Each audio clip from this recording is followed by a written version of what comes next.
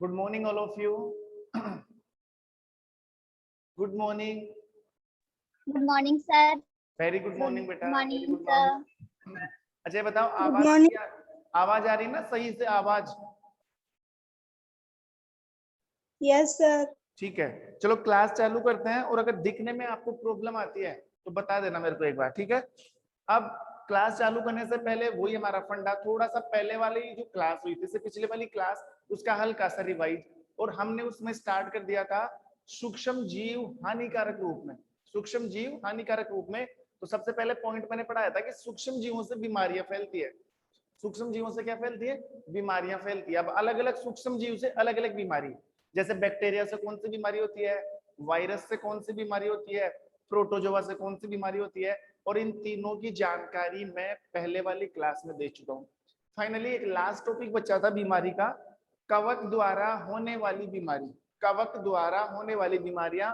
और मैंने ये भी कहा था कि जो कवक होते हैं, जो फंगस होते हैं, जो फंगी होते हैं, उनके द्वारा जो बीमारियां फैलती है, कवकों के द्वारा जो बीमारियां फैलती है, वो किस में फैलती है?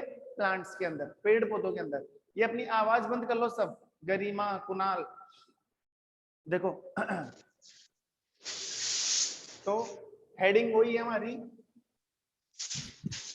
सूक्ष्म जीव, सूक्ष्म जीव हानिकारक रूप में।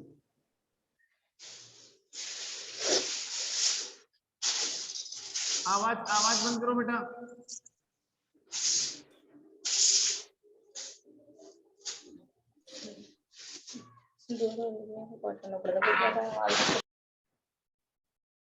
देखो, सूक्ष्म जीव हानिकारक रूप में। और यहाँ से देखो, जीवाणुओं के द्वारा कौन से रोग होते हैं, विषाणु के द्वारा कौन से रोग होते हैं, कवक के द्वारा कौन से रोग होते हैं, सब कुछ पढ़ चुके हैं। 4 नंबर पर डाल रहा हूं, कवक के द्वारा, कवक के, सर हाँ सर प्रोटोजोआ वाले रोग नहीं हुए? क्या? प्रोटोजोआ वाले रोग नहीं हुए? अच्छा अच्छा, प्रोटोजोआ भी रह गया क्या? हाँ, कोई बात नहीं। सर नहीं, प्रोटोजोआ वाला करवाया तो था ना मैंने, मलेरिया। एक ही पढ़ना आपको, सर मलेरिया वो लिखा ही नहीं था, क्लास एंड हो गई थी। क्या? सर नहीं लिखा था, वो क्लास एंड हो गई थी। अच्छा, हुआ नहीं था क्या पूरा? सर चलो चलो चलो, ठीक है बेटा, वो करो। ठीक है।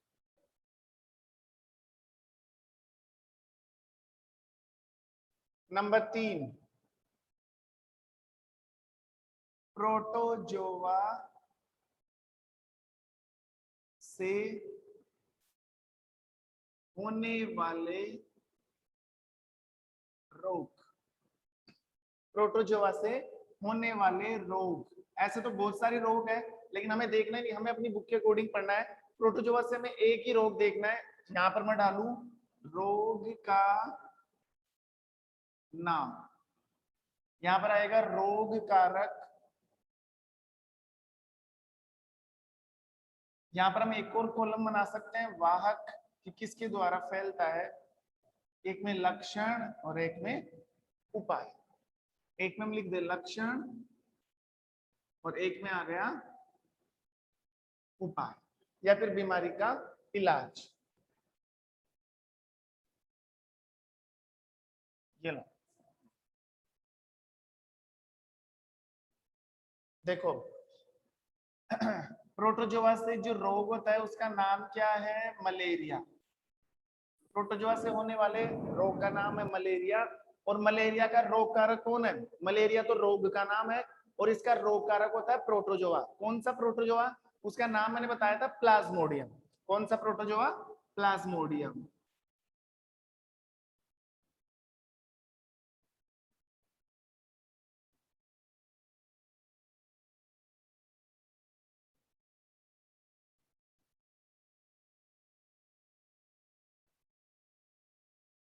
प्लाज्मोडियम, ठीक है। इसका वाहक कौन है? मादा एनाफ्लीज मच्छर। मादा एनाफ्लीज मच्छर, मादा एनाफ्लीज मच्छर, ठीक है। इसके लक्षण है सर्दी लगकर सर्दी लगकर बुखार आना, जोड़ों में दर्द, सर्दी लगकर बुखार आना, जोड़ों में दर्द, अधिक कमजोरी, अधिक कमजोरी। और इसका उपचार क्या है? वही एंटीबायोटिक, एंटीबायोटिक मेडिसिन्स। ये लो। अब ध्यान देना, नोटिस करना, रोग का नाम है मलेरिया, रोग का क्या नाम है? मलेरिया। और रोग कारक कौन है? प्लाज्मोडियम। प्लाज्मोडियम क्या है? प्रोटोजोआ है। ये प्लाज्मोडियम वगैरह जो है प्रोटोजोआ के जीव है। इसका वाहक कौन है? वैसे मैंने बताया था कि बीमारी 3 तरीके से बॉडी के अंदर प्रवेश करती है, भोजन, जल और वायु। लेकिन यहाँ पर थोड़ा केस उल्टा है।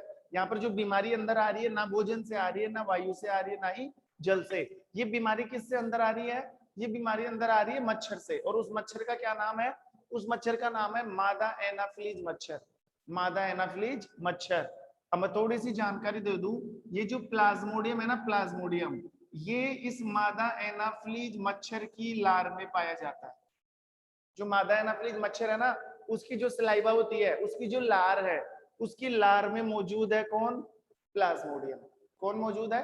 प्लाज्मोडियम। अब सोचो, जैसे ही मादा एनाफ्लीज मच्छर काटता में, जैसे ये मच्छर में काटेगा तो मच्छर डंक चुभोएगा, डंक चुभोएगा, और उस डंक के माध्यम से वो मच्छर हमारे शरीर में क्या छोड़ देगा? लार छोड़ देगा। और उसी लार के अंदर कौन बैठा हुआ है? प्लाज्मोडियम।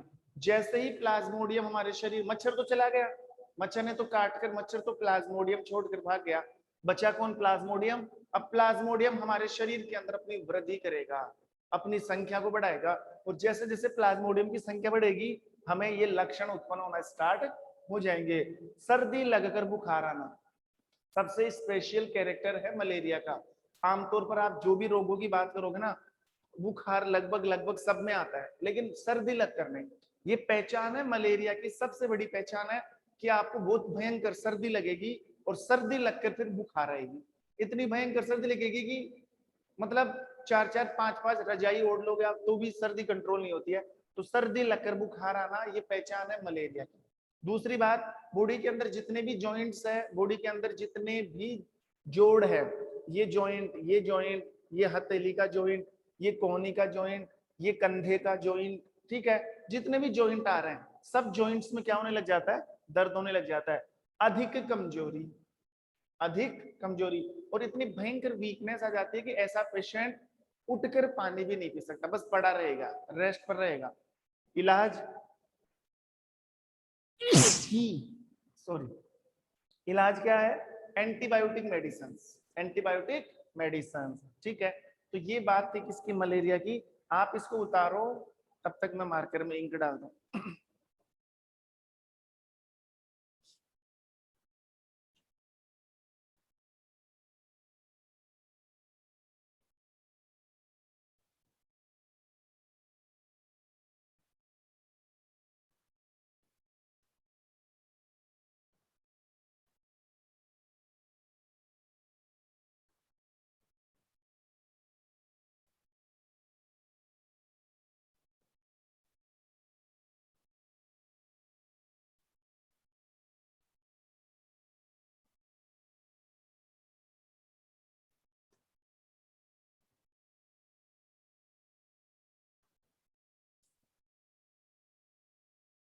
चलो हटा रहा हूं इसको मैं। देखो, प्रोटोजोआ वाला पढ़ लिया हमने। अब मैं एक लास्ट बचा है कवक वाला, तो ये तो मैं रहने देता हूँ क्योंकि काम आएगा अभी।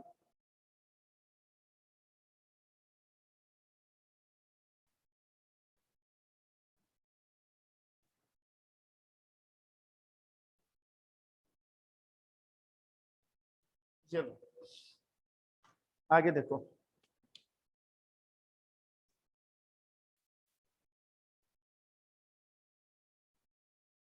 सुनो।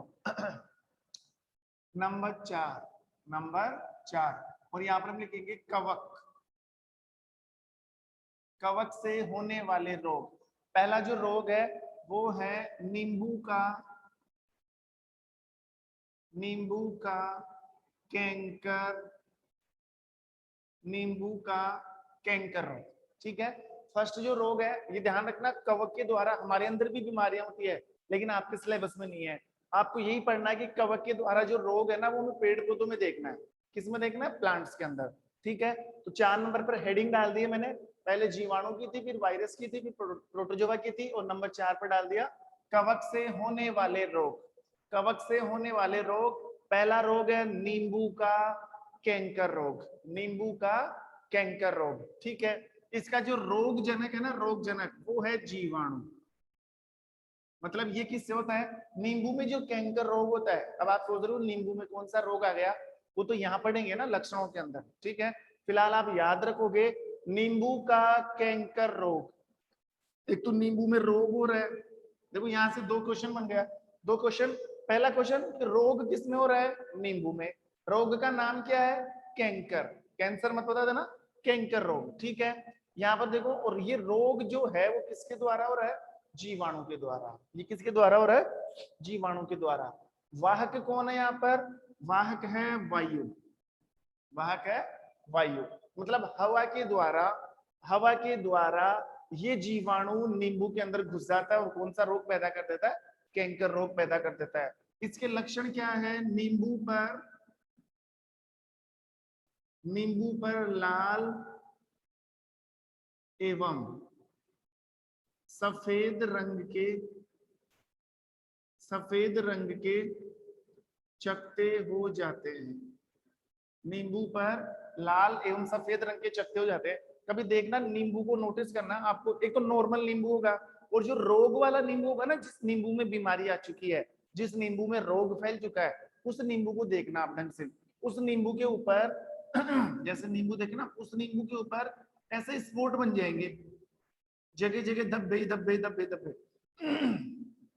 जगह जगह स्पॉट ही स्पॉट स्पॉट। अब वो जो स्पॉट है वो या तो लाल रंग का होगा, या फिर वो स्पॉट कौन से कलर का होगा? सफेद रंग का। तो ये आपको समझ लेना है कि नींबू के ऊपर जो स्पॉट बन रहे हैं ना, इसका मतलब नींबू में बैक्टीरिया घुस चुका है और ये नींबू में रोग हो चुका है। उस नींबू को हमें नहीं खाना चाहिए। जिस नींबू पर स्पॉट बन चुके हैं उसका यूज नहीं करना है, क्योंकि उस नींबू का इस्तेमाल करोगे तो इसके अंदर जो बैक्टीरिया हमारी बॉडी के अंदर जाएगा, तो वो हमारे अंदर भी रोग फैला सकता है। तो ये, अब ये जो नींबू है वो रोगग्रस्त है, ठीक है, ये डिजीज युक्त हो चुका है। ये लो, तो ये इसके लक्षण थे, और इसका इलाज यही है कि जीवाणुनाशी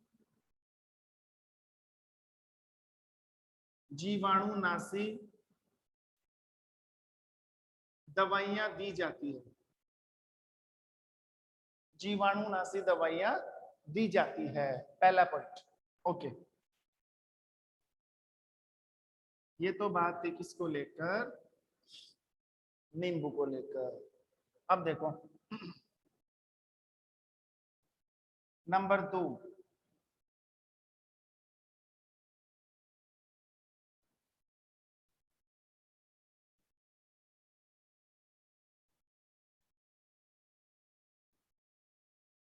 नंबर 2 पर ले लो, गेहूं का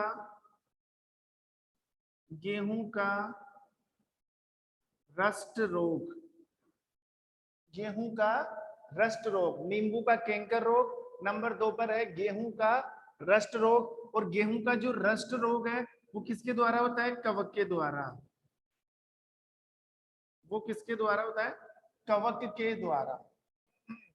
देखो यहाँ पर मैंने हेडिंग डाल रखी है कवक से होने वाले रोग। फिर आपको होगा सर ये तो जीवाणु से हो रहा है, कवक से तो यही आया है। जीवाणु कवक के द्वारा रोग में पढ़ने, लेकिन कवक के द्वारा रोग हमारे अंदर नहीं होते। कवक के द्वारा होने वाले रोग किसमें होते हैं? पेड़ पौधों में। तो ये वाली जो हेडिंग है ना, वो हम इससे जोड़ सकते हैं, ठीक है, ऐसे अलग से नहीं है। गेहूं का रस्ट रोग, अब गेहूं का रस्ट रोग किसके द्वारा फैलता है? कवक के द्वारा। ये पेड़ के अंदर कैसे आएगा? वायु एवं जल। वायु एवं जल। जो वायु है क्या वो प्लांट के अंदर नहीं जाती क्या? जल प्लांट के अंदर नहीं जाता क्या?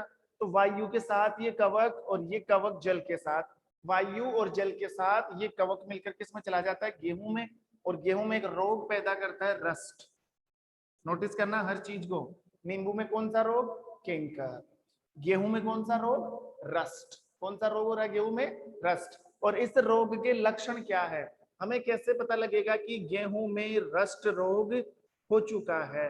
तो हमें ऐसे पता लगेगा कि गेहूं की जो बाली आती है ना, बाली बाली जानते हो ना, गेहूं का जो फल आता है, गेहूं की बाली में आटे जैसा सफेद रंग का पदार्थ आ जाता है।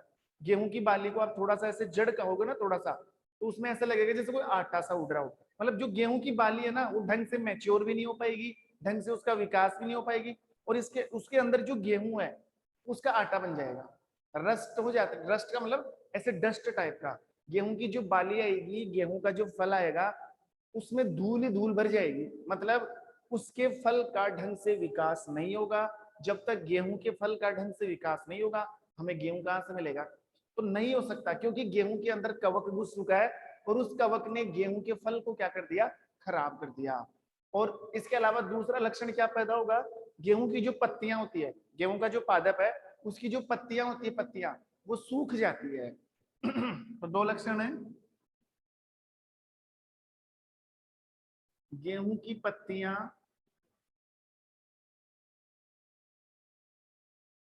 सूख जाती है, गेहूं की पत्तियां सूख जाती है। दूसरा पॉइंट, गेहूं का फल, गेहूं का फल सूख कर, गेहूं के फल का सॉरी गेहूं के फल का सूख कर चूरा हो जाता है।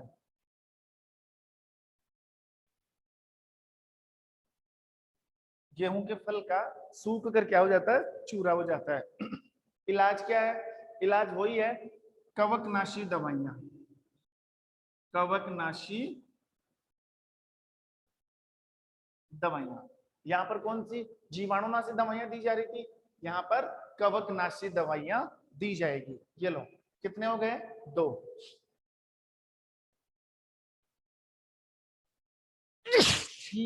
सॉरी, ये लो, एक तो ये और एक ये दूसरा। अब एक और बच रहा है, वो भी कंप्लीट करते हैं। देखो एक और है, यहाँ ऊपर कर देता हूँ।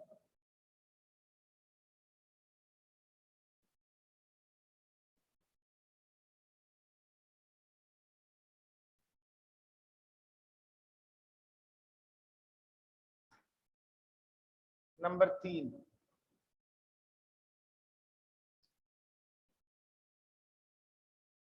नंबर 3 है भिंडी का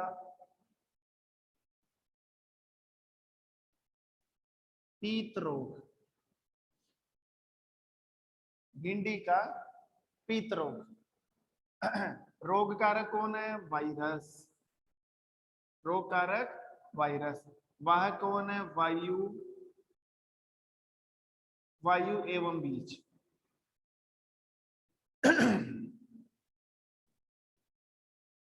वायु एवं बीज। देखो ये रोग किसका है? भिंडी का। और भिंडी के अंदर कौन सा रोग हो रहा है? पीत रोग। किसके द्वारा हो रहा है? वायरस के द्वारा। किसके द्वारा हो रहा है? वायरस के द्वारा। वाहक है वायु और बीज। या तो ये जो वायरस है ये वायु के द्वारा अंदर आ सकता है, या फिर ये जो वायरस है ये बीज के अंदर हो सकता है। भिंडी का जो बीज है ये पहले से ही उस बीज में मौजूद था, और उसी बीज को हमने मिट्टी में बो दिया, तो उस बीज से क्या बन गया? पौधा। तो उस पौधे में ऑलरेडी ये वायरस आ चुका था, तो वहां से भी ये रोग पैदा हो जाता है। ठीक है। अब भिंडी का जो पीत रोग है, इसके लक्षण क्या है? इसके लक्षण लक्षण ये है, भिंडी का फल पीला पड़ जाता है, भिंडी की पत्तियों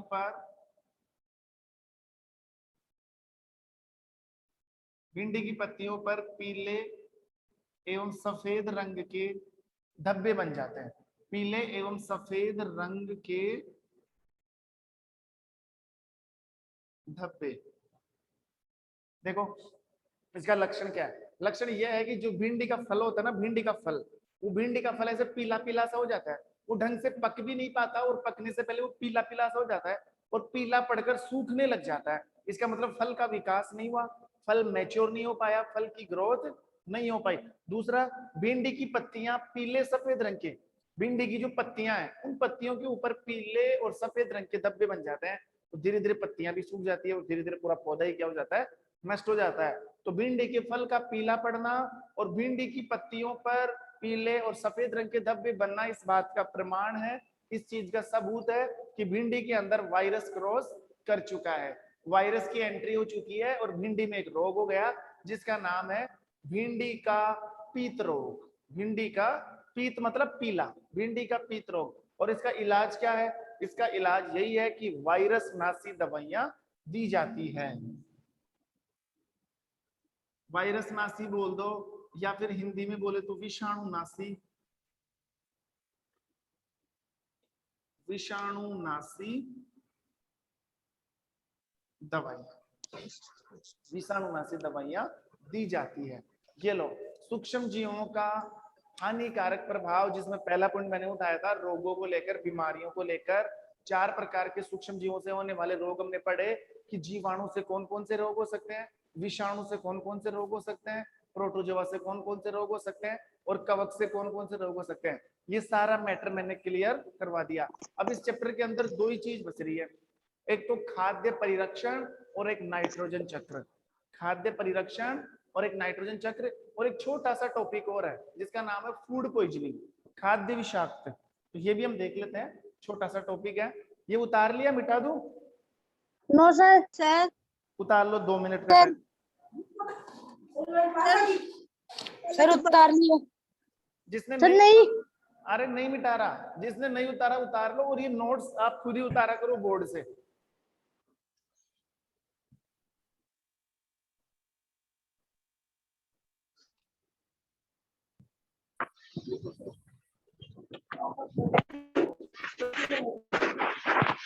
आवाज आवाज बंद।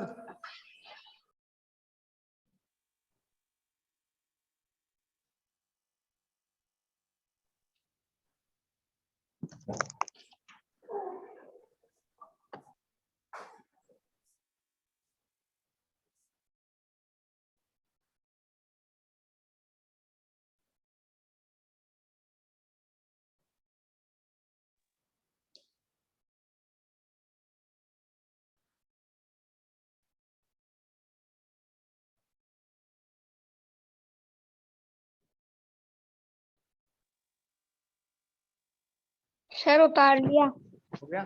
ठीक है।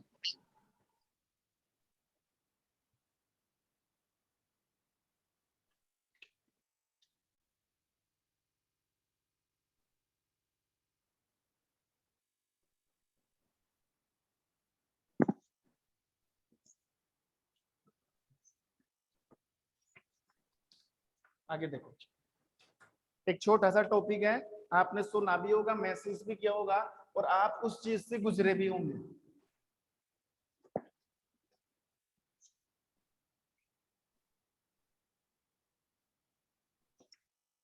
देखो टॉपिक का नाम है खाद्य विषाक्त, खाद्य विषाक्तन। अंग्रेजी में बोलते हैं फूड पॉइजनिंग, फूड पॉइजनिंग। सुना है ना नाम, फूड पॉइजनिंग? देखो समझो ध्यान से, पहले आप इस शब्द को समझो, इस शब्द से ही आपको पूरा टॉपिक समझ में आ जाएगा। मेरे समझाने की जरूरत ही नहीं है, मुझे समझाने की आवश्यकता ही नहीं है, आप ऐसे ही समझ जाओगे इस टॉपिक को। खाद्य का मतलब तो होता है भोजन, फूड का मतलब क्या होता है? भोजन, और पॉइजनिंग का मतलब होता है जहर। आप सोचो, आपका खाना अगर जहर बन जाए, आपका भोजन अगर जहर बन जाए, तो उस खाने को आप खाओगे क्या? या कौन सी परिस्थितियों में हमारा भोजन जहर बन सकता है? और अगर उस जहरीले भोजन को, अगर उस पॉइजनिंग फूड को हम खा ले तो क्या होगा? तो फिर हमारी बॉडी पर क्या प्रभाव पड़ेगा? ये सारी चीजें इसमें पढ़ना में। तो सबसे पहली बात आप ये नोटिस करोगे, आप ये सोचोगे कि सर हमारा जो फूड है, हमारा जो खाना है, वो कब भोजन, जो भोजन हम कर रहे हैं वो कब जहर बनेगा, वो पॉइजनिंग कब हो जाएगा, या उसका पॉइजन कब बन जाएगा? तो नोटिस करना, देखो वो ही भोजन विषाक्तन का काम करता है, वही भोजन पॉइजन का काम करता है जो बासी भोजन होता है। जैसे बासी भोजन होता है ना, बासी भोजन का मतलब है जैसे रात का खाना हम सुबह खा रहे हैं, या सुबह का बनाया हुआ खाना हम शाम को खा रहे हैं, ठीक है? तो वो जो खाना है उसको बोला जाता है बासी भोजन। उसको क्या बोला जाता है? बासी भोजन। और अगर वो बासी भोजन हमारे अंदर जा रहा है तो नोटिस कर लेना, उस बासी भोजन के अंदर बहुत सारे सूक्ष्म जीवाणु मौजूद है। उसमें बैक्टीरिया आ चुके हैं, उसमें वायरस आ चुके हैं, उसमें प्रोटोजोआ आ चुके हैं। अगर वो सारा फूड हमारे अंदर जाएगा तो हमारे अंदर बीमारियां पैदा होगी। हाँ, वो एक अलग बात है। अगर आपने सुबह खाना बना दिया तो उसको ढंग से पैक कर दो। नोटिस करना, सुबह अगर भोजन बन चुका है तो उसको पैक कर दो, पैक करके उसको रख दो। उसके अंदर सूक्ष्म जीव नहीं जाने चाहिए। और सूक्ष्म जीव कहां पर होते हैं? वायु के अंदर होते हैं। आपने खाना बना दिया, खाने को खुला छोड़ दिया, रोटियां खुले में पड़ी हुई है, सब्जी को ढका नहीं, सब्जी खुले में पड़ी हुई है, दूध को नहीं ढक रहे, छाछ खुले में है, तो उसके अंदर तो सूक्ष्म जीव जाएंगे। और सूक्ष्म जीव जाएंगे तो अधिक देर तक अगर सूक्ष्म जीव है तो वो हमारे शरीर पर दुष्प्रभाव छोड़ेंगे। तो बासी भोजन, अधिक टाइम का, अधिक समय का किया हुआ भोजन, अधिक देर का पड़ा हुआ भोजन अगर आप कर रहे हो तो वो बासी भोजन होता है। और बासी भोजन एक पॉइजन का काम करता है, जहर का काम करता है। इसी प्रक्रिया को बोला जाता है खाद्य विषाक्तन। दूसरी चीज और नोटिस करना, हमें कभी भी आधा फल नहीं खाना चाहिए। आधे फल से क्या मतलब है? जैसे मान लो एप्पल है, आपने आधी एप्पल खा ली, आधा केला खा लिया, आधी ऑरेंज खा ली, और उस आधी एप्पल को आपने बाहर रख दिया, टेबल पर रख दिया या बेड पर डाल दिया, कहीं पर भी। अब वो जो आधी एप्पल है ना, देखो ऐसे, मान लो ये एप्पल है ऐसे, ठीक है। अब आपने एक बाइट ले ली इससे, ऐसे एक बाइट ले ली ना इससे, ये बाइट ले ली। अब ध्यान रखना, जहां से बाइट ली है ना, वो तो हट चुकी ना। इस फल के ऊपर जो परत आती है ना, वो तो हमने काट कर हटा दी और आधी एप्पल को छोड़ दिया। अब ये जो काटा हुआ पार्ट है, इस पर बैक्टीरिया अटैक करेंगे। बैक्टीरिया कहाँ से आएंगे बताने की जरूरत नहीं है, हवा के अंदर पाए जाते हैं सूक्ष्म जीव। सारे के सारे सूक्ष्म जीव इसके ऊपर अटैक करेंगे। अब सोचो, आप 2 घंटे बाद में आके वापस इस सेब को खा रहे हो, वापस आप इसी जगह से इसको खाओगे, तो इसमें तो सूक्ष्म जीव जा चुके हैं। और वो सारे सूक्ष्म जीव कहां पर जाएंगे? हमारी बॉडी के अंदर। तो ये आप ध्यान रखोगे, जब कभी भी आप खाना खाते हो, जब कभी भी आप सब्जी खाते हो, जब कभी भी आप फ्रूट्स खाते हो, कभी भी आधा नहीं छोड़ना चाहिए कि मैं बाद में आके खा लूंगा। आधा समोसा खा लिया, आधा छिपा के भाग गया, मैं तो दूंगी नहीं किसी को, बाद में आके खाऊंगे। वो तो डिस्ट्रॉय है, बेकार है, वो तो नहीं खाना हमें। अगर खाना है तो उसको पूरा खाओ, उसको बाद के लिए नहीं रखोगे। बाद के लिए रखोगे तो फिर आपको कौन सी अवस्था से गुजरना पड़ेगा? खाद्य विषाक्तन या फूड पॉइजनिंग। आधा आधा फल, आधी मिठाई, मिठाई आपने आधी खा ली, आधी छोड़ दी, बाद में खाऊंगा, गलत है ये। ठीक है, उस जिस चीज को खा रहे हो उसी वक्त कंप्लीट करो, और बिल्कुल फ्रेश खाओ, ताजा खाओ। ऐसा नहीं कि रात की रोटी सुबह खा रहे हैं, सुबह की रोटी रात को खा रहे हैं। उसी चीज से फैलता है खाद्य विषाक्तन, उसी चीज से फैलता है फूड पॉइजनिंग। और फूड पॉइजनिंग क्या क्या करवाता है, सुनो डिटेल से। ये इसका मतलब तो मैंने समझा दिया। देखो,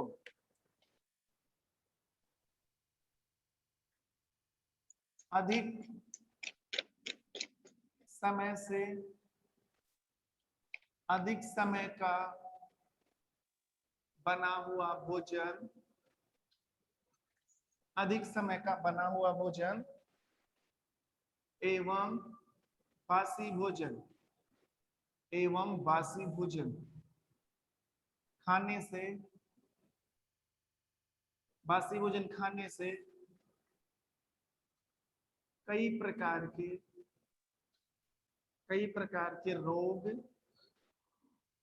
अधिक समय का बना हुआ भोजन एवं बासी भोजन खाने से कई प्रकार के रोग हो जाते हैं। इस प्रक्रिया को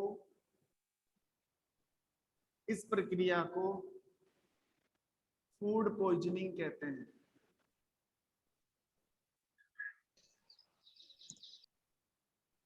इस प्रक्रिया को फूड पॉइजनिंग कहते हैं।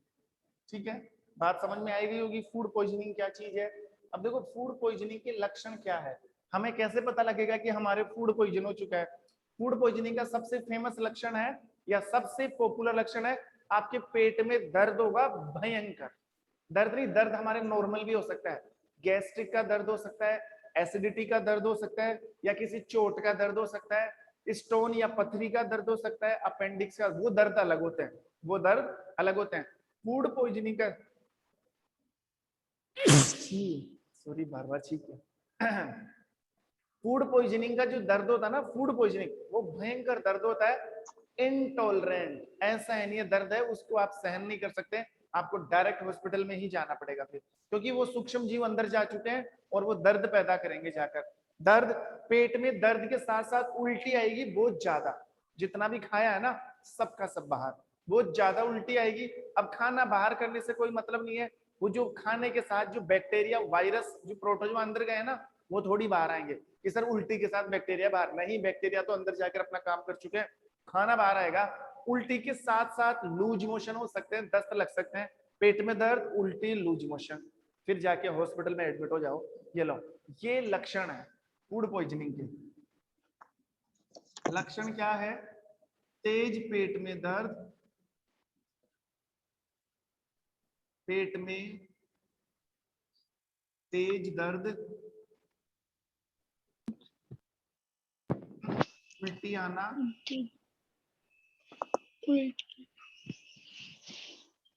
दस्त लगना एवं अधिक कमजोरी, एवं अधिक कमजोर। उपाय क्या है, इलाज क्या है? इलाज यही है, एंटीबायोटिक दवाइयां,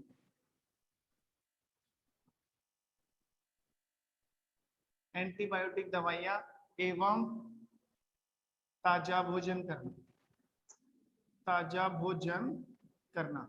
अगर आप फ्रेश फूड खाते हो, ताजा भोजन खाते हो, बासी भोजन नहीं करते हो, तो फिर ऐसी कभी दिक्कत आपकी लाइफ में होगी नहीं। तो इस चीज को आज ही नोटिस कर लो, कभी भी हमें चाहे कम खा लो, मत खाओ उस वक्त अगर आप खाना, लेकिन हमें कभी भी बासी भोजन नहीं करना। अगर रात का खाना हम सुबह खा रहे हैं, सुबह का खाना हम रात को करते, क्या मतलब है? रात का खाना सुबह क्यों खाएं हम? रात को कम बना लो, रात को उतना ही खाना बना लो जितना फिनिश हो सके, और खाना बचना भी नहीं चाहिए, क्योंकि बचे हुए भोजन को हम फेंकते तो है नहीं, और लालच कर लेते हैं काम आ जाएगा, सुबह काम आ जाएगा। तो खाना इतना ही बनना चाहिए कि वो उसी वक्त क्या हो जाए, फिनिश हो जाए। तो हर वक्त हमें क्या, ताजा भोजन ही मिलेगा, ताजा भोजन करना, ठीक है, यही इसका इलाज है। और ये एक छोटा सा टॉपिक था, कौन सा? Food poisoning. उतार लो इसको।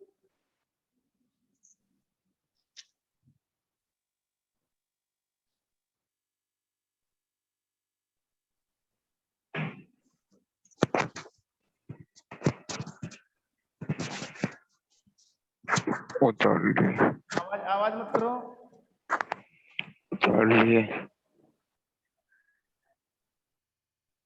उतार लिया सर। उतार लिया, ठीक है। Yes sir. क्या?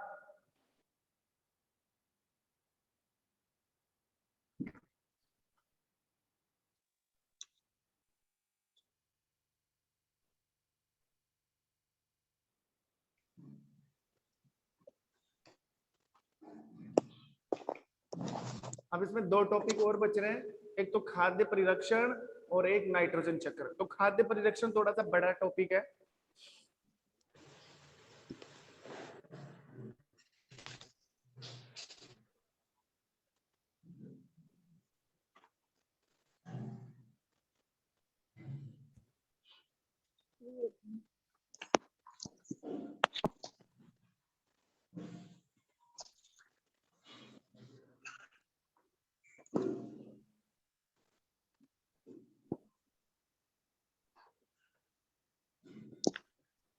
हटा रहा हूं।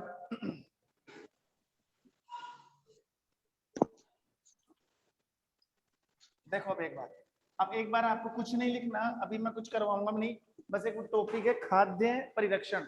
वो तो बहुत लंबा चौड़ा टॉपिक है, काफी इंटरेस्टिंग है और बहुत इंपॉर्टेंट है, उसके बारे में जानकारी दूंगा बस। अभी वो टॉपिक चालू नहीं कर रहा मैं, वो टॉपिक तो मैं नेक्स्ट क्लास में करूंगा। एक टॉपिक, एक क्लास तो खाद्य, उसकी पूरी ही उसकी क्लास होगी, और दूसरी क्लास होगी नाइट्रोजन चक्र की, तो टाइम 2 क्लास और होगी। लेकिन नाइट्रोजन चक्र तो मैंने थोड़ा बहुत बताया है तुम्हें, खाद्य परिरक्षण क्या चीज है उसकी थोड़ी सी जानकारी दे रहा हूं, वो देख लो। अभी 5 मिनट हमारे पास में, तो वो ही हो पाएगा। देखो हेडिंग क्या है, खाद्य परिरक्षण, खाद्य परिरक्षण, और इंग्लिश में बोलेंगे फूड प्रिजर्वेशन, फूड प्रिजर्वेशन।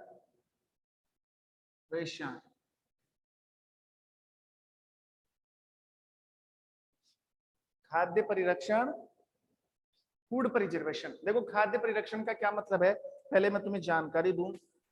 एक बार आप इस नाम को देखो, खाद्य, खाद्य का मतलब तो होता है फूड, और परिरक्षण, परिरक्षण का मतलब होता है भोजन को बचाना। किससे बचाना? सूक्ष्म जीवाणुओं से। ये लो, दो टूक में बात कर ली मैंने। भोजन को सूक्ष्म जीवों से बचाना ही क्या कहलाता है? खाद्य परिरक्षण। या हमारे भोजन में सूक्ष्म जीवाणुओं की वृद्धि को रोकना, भोजन में सूक्ष्म जीवाणुओं की उपस्थिति को रोकना, भोजन में सूक्ष्म जीवाणुओं को ना आने देना क्या कहलाता है? खाद्य परिरक्षण। कैसा भी आप उपाय लगाओ, कैसा भी आप पैंतरा लगाओ या कोई भी इलाज करो, लेकिन खाने के अंदर सूक्ष्म जीव नहीं आने चाहिए। अगर खाने के अंदर सूक्ष्म जीव आ गए ना, तो वो खाना ही खत्म हो जाएगा, वो भोजन ही खराब हो जाएगा, डिस्ट्रॉय हो जाएगा वो। तो हमें ऐसे ऐसे मेथड अपनाने हैं, हमें ऐसा ऐसा उपाय करना है कि खाने में सूक्ष्म जीव नहीं आने चाहिए, और खाने में सूक्ष्म जीव नहीं आने पर खाने में सूक्ष्म जीवों, खाने को सूक्ष्म जीवों से बचाने की क्रिया को क्या बोला जाता है? खाद्य परिरक्षण कहा जाता है। देखो भोजन को, भोजन को सूक्ष्म जीवों से, भोजन को सूक्ष्म जीवों से बचाना एवं भोजन में सूक्ष्म जीवों की वृद्धि को रोकना, भोजन में सूक्ष्म जीवों की वृद्धि को रोकना खाद्य परिरक्षण कहलाता है। खाद्य परिरक्षण कहलाता है।